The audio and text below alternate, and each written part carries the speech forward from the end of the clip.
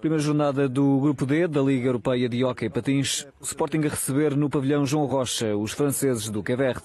Os leões de Paulo Freitas começam ao ataque e com Pedro Gil em estreia em jogos oficiais esta temporada a ameaçar a baliza dos gauleses, que iam, no entanto, resistindo às iniciativas do Sporting até à parte final do primeiro tempo.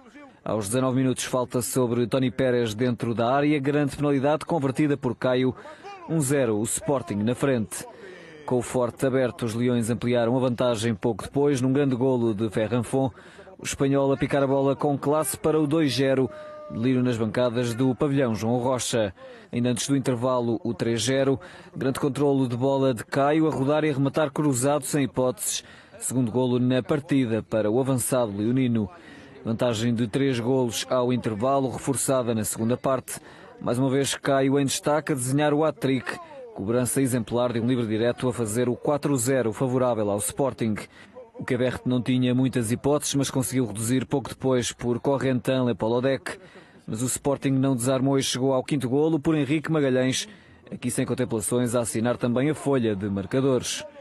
A obra de arte da tarde estava reservada para os instantes finais da partida. Defesa de Ângelo Girão, contra-ataque do Sporting com a fuga de Pedro Gil.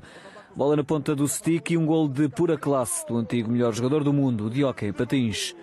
Triunfo de 6-1 para o Sporting na estreia na Liga Europeia.